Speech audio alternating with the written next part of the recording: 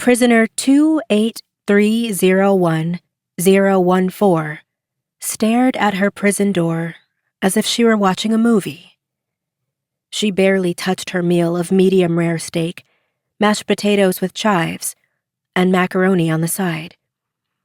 She mostly ate her dessert, a double chocolate banana fudge sundae with sprinkles on top. Quietly, she sat holding a thick leather Bible in her tiny hands.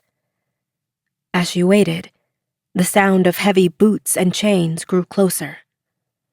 She stirred not an inch through the clicking and clanging of the cell door opening as a shadow cast over her.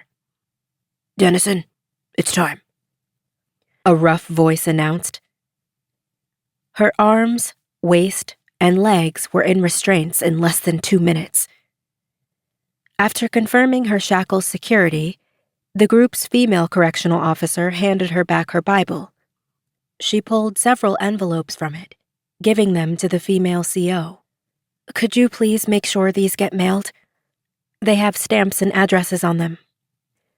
The female correctional officer took them with a silent nod. Dennison took one final deep breath as she gazed out into the hallway of the prison. "Okay. I'm ready." Monday, 11:35 p.m. Dennison walked the halls of Cell Block D, clutching the black leather Bible tightly, as if to crush it, while flanked by 2 large male correctional officers from behind and the female correctional officer in front. The sound of her chains rattling like Marley's ghost, along with the heavy boots and gear of the officers, was the loudest thing on the block that night. As she walked, she could feel the eyes on her. She could hear the sniffles and the whispers. She started to count her steps in her mind. The procession stopped at 30 paces as she reached her first destination. The correctional officer to her left turned to her. 5 minutes, he sternly reminded her. "Thank you." She gratefully nodded. Quickly, Dennison shuffled over to the bars of Cell 28. A young woman barely in her 20s, with raven-colored hair and cornrows, trembled, her head bent as she gripped the bars, sobbing. Resting the Bible between the bars, Dennison placed her hands on top of the young woman's hands as best she could, despite the hindrance by the bars and her restraints. She leaned in close, kissing her on the top of her head, causing the young woman to whimper. "No more tears now," Dennison whispered to her. 2 more weeks, and you can see your babies. And God help you if you ever come back here, because I'll be watching.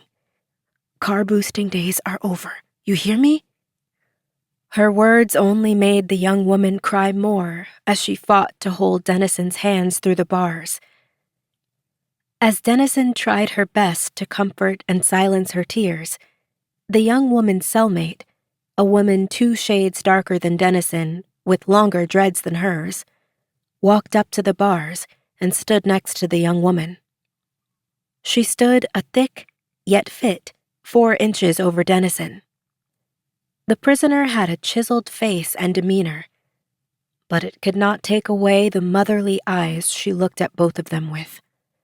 She playfully nudged the young woman in mourning from behind. "Come now. Soldier up," the older woman softly ordered.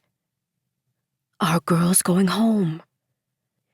She got too much on her mind than to deal with your tired ass in the waterworks." She placed a gentle hand on the sobbing young woman's back, then put her other hand on top of Dennison's hand.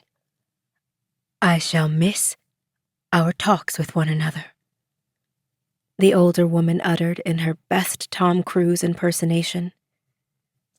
It was enough to make Dennison burst into laughter and respond in her best Ken Watanabe voice.